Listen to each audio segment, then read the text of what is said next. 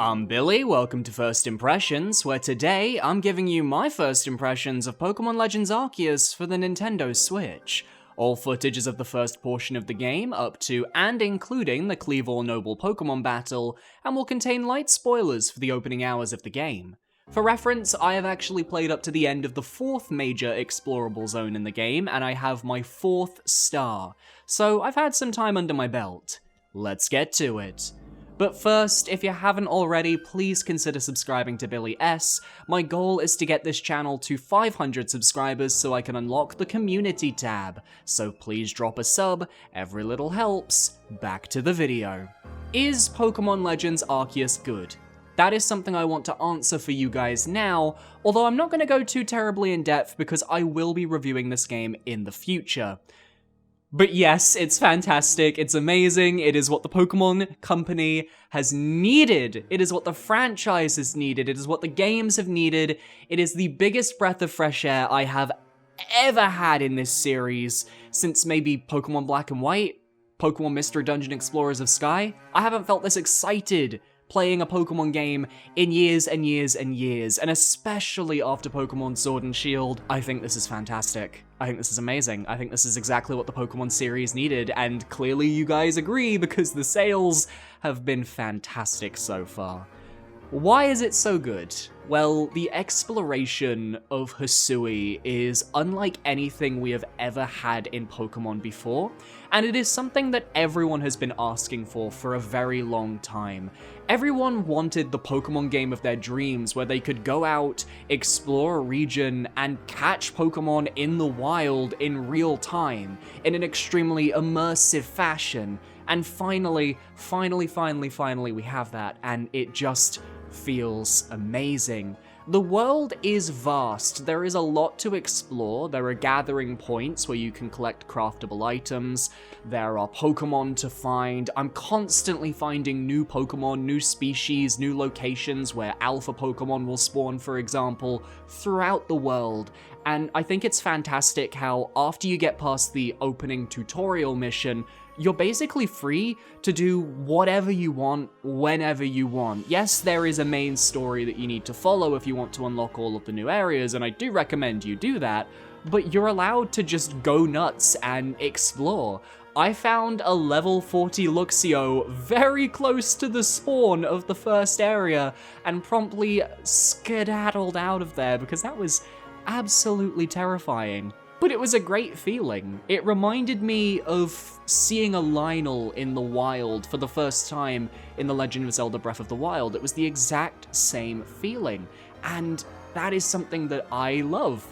I love the idea that we are going out into this world, into Hisui, and everything is a threat, and everything can kill you. And the characters are constantly mentioning how they have had traumatic experiences with Pokemon, how Pokemon might be able to kill you, how if you don't do well enough in your trials, you'll just be left to fend for yourself in the wilderness and potentially die. I think it's fantastic. I think it's great that the story is being very mature. I think it's great that the world feels very mature, and everyone feels like they are struggling to live alongside Pokemon, which is honestly a really interesting dynamic.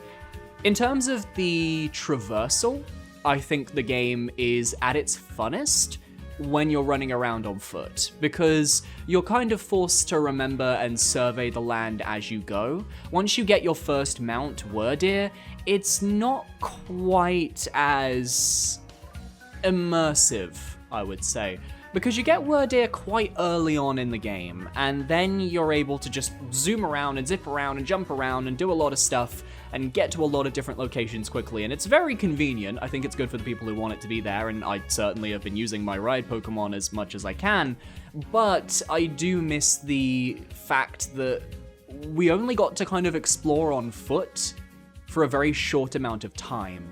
And that basically made me very hesitant to use the ride Pokemon in new areas until I was basically forced to.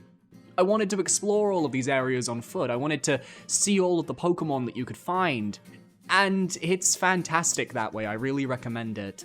Crafting is a lot of fun as well. You can find gathering points throughout the world. If you throw one of your Pokemon at the gathering points, they will break it for resources. It's very quick, it's very easy. Your Pokemon get experience points for doing so, and you can use all of these items to craft various recipes at your base camp or even in your inventory with your crafting kit that I completely forget is there every single time. It is so much fun. You can just self-sustain Pokeballs and Great Balls and Ultra Balls and revives and potions and extra items to help deal with Pokemon. It's fantastic. It is a crafting system that feels immersed in the world, and it really sells the idea that you are exploring this wilderness and you can't just get everything with money. I mean, you can. Technically, you can just buy everything from the shop, but why would you want to do that? Why would you want to do that unless you had no other choice? The one issue I will say, though, that I have with just the item system is the inventory management. You have a limited amount of space in your pouch that you can carry items with, and if you want to expand that space, you have to go to a dude in the Galaxy HQ called Baggin, I believe his name is, and he will teach you not how to, like, get a bigger satchel. He'll just teach you how to pack your shit better. So you basically are paying him tons and tons and tons of money to, like, teach you how to fit your items in your bag like Tetris pieces. And I find that kind of funny, but I also think it's a scam, a complete and utter scam. And I think that I want all of my money back because he keeps raising his prices after every lesson. And at the moment in my current playthrough, I'm pretty sure is like 5,000 Poke. And I'm just like, that's a lot of money. The first lesson cost only 100 Poke. What the hell? It's insane. I do think it's a slightly archaic game design as well. It's not something that will agree with everyone, but I personally have been quite annoyed when I find a resource or an item in the overworld and I just can't carry it. It doesn't necessarily make me think, oh, I wanna go and upgrade my satchel. It makes me think, oh, I wish that I could just carry everything like in the main games. I don't see why that had to be changed. Let's get to what everyone wants to hear about, the catching and the battling. The catching system I think is fantastic. I think it is so immersive. You can chuck your Pokeballs at any Pokemon from any distance, and as long as they're not aggressive, which is denoted by like a red exclamation mark over their head, you will be able to try and catch them. You want to hit them on the back, because you get a special back strike animation that makes catching a little bit easier, and I really think it's very satisfying to just kind of crawl through an area and just throw a series of Pokeballs at different Pokemon and just catch them all. The catching sound is very satisfying. The little pop that comes out of the Pokeball is incredibly satisfying. Just the sound design in this game in general is really, really satisfying. And I'm just finding myself very immersed in catching Pokemon. Now, I'm not necessarily using a lot of the new items. For the most part, I've only just been using Oran Berries to distract certain Pokemon so that I can get those back strikes easier, but there are a ton of items in the inventory that I will hopefully have messed with by the time of the review that maybe will help out catching Pokemon just a little bit easier. But if you don't manage to catch a Pokemon and they get aggressive, you gotta dodge them, and you gotta throw one of your Pokemon out because it's time for a Pokemon battle. And the Pokemon battles in this game are very quick, very intense, and you can tell that this game has a completely redone balance system in regards to its moves and its abilities and the PP, and just everything just feels different in a way that I really like.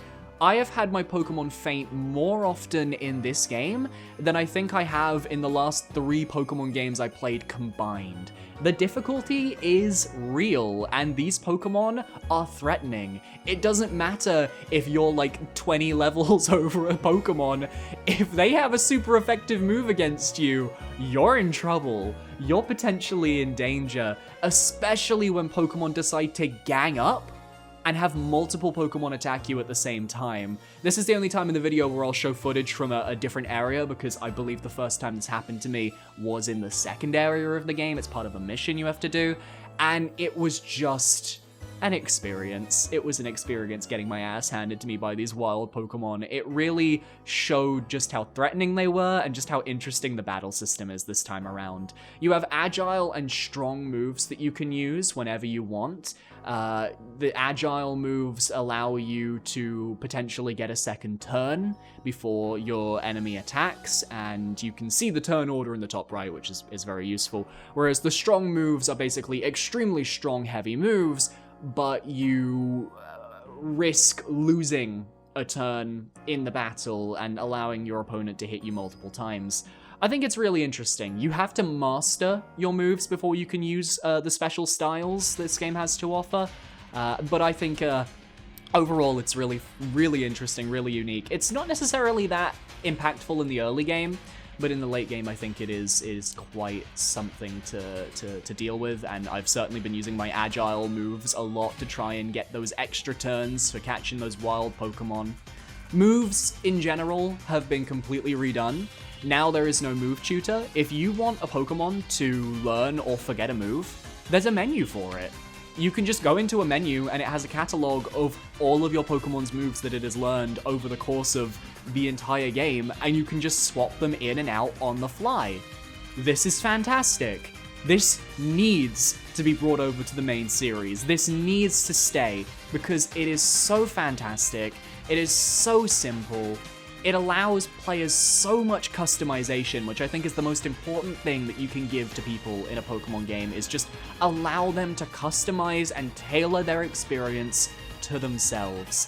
And I think the move system just is perfect in this game. Genuinely, I think it is perfect. Evolution is also a little bit different in that you now have a dedicated button to when you want to evolve your Pokemon. Now you no longer have to press the B button every time the evolution animation comes on, because that was always so much downtime.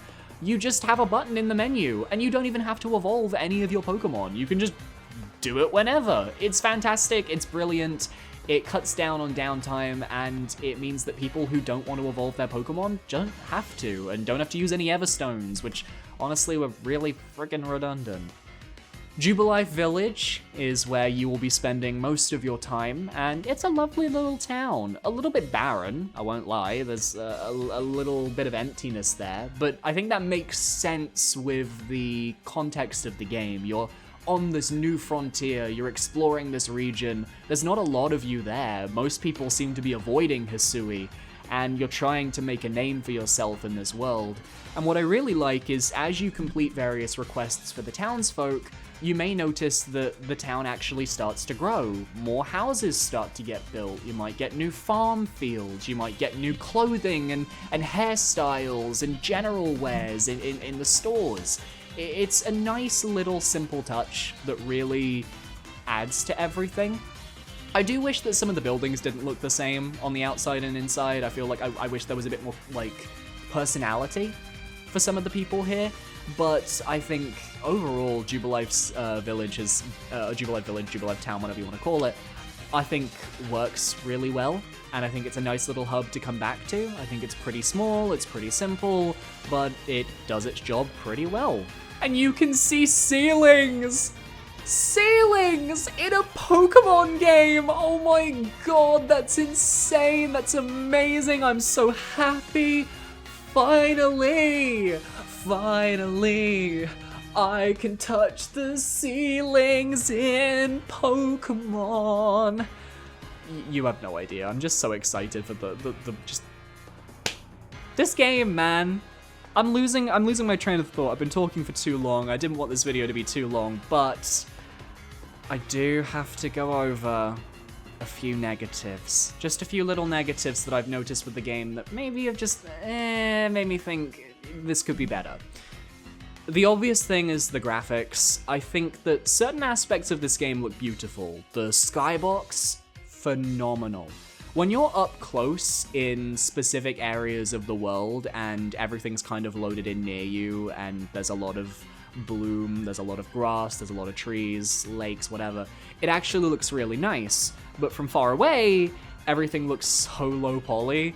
The floor especially is just, it feels like a GameCube/Wii title, and I can't get over that. I I don't think graphics make the game, because the gameplay is so good that I don't mind the graphics. But I do want the graphics to improve. That is where I think Pokemon Company needs to put their focus, because they have nailed the gameplay. The gameplay is so good. The feedback loop is so good. But I just want the game to look better. I don't think that's a bad thing to request from the biggest media franchise in the world. And I know some people get very tired when that's brought up, but it's the truth. And they shouldn't get a pass. If other franchises don't get a pass, Pokemon shouldn't get a pass either. They need to make better looking games, and I hope that this is the stepping stone they need to make a truly fantastic game in the future. One thing though that I will say I just can't forgive is that in certain cutscenes, if there are too many models on screen, some of the models will start running at like 10 to 5 FPS a second, and that just isn't okay. There was one cutscene in literally at the end of my last session yesterday, where there was a woman sweeping the ground behind the professor and your rival character, and she was literally moving in like 2 frames per second. And this was in a cutscene. This character didn't need to be in that cutscene. They put her in that cutscene, and she was brushing her stuff at that FPS. Nah, man, that to me just isn't good enough.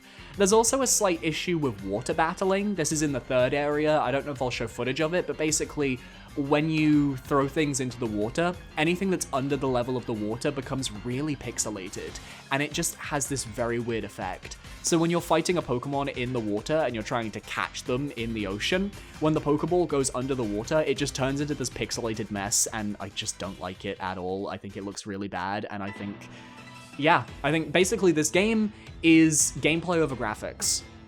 The graphics need to be improved, and I think that it's forgivable now because this is a new step for the Pokemon Company. Good on them. But for the next game, if they decide to continue with the Legends Arceus formula, which I honestly think they need to adapt a lot of what they've done here into the mainline games, I think they really do. I think I can't go back to the mainline games after this. I really can't. They need to get better. And I'm hoping that this game does well enough to tell Game Freak and the Pokemon Company, hey, we want more of this, but make it look nicer, please. Overall, great game. I'm really loving it. I think it's going to be fantastic. I want to see where the rest of the game goes, if the plot goes anywhere. I'm very curious, I'm very interested, but really, with its feedback loop so far keeping me gripped even after the 4th Noble Pokemon, yeah, I think it's safe to say this is a really good game, and I really do think that if you are a fan of Pokemon and you want to try this game out, go for it. Absolutely go for it. I don't think you'll be disappointed. Thank you so much for watching. If you enjoyed this video, please be sure to leave a like, comment, and subscribe.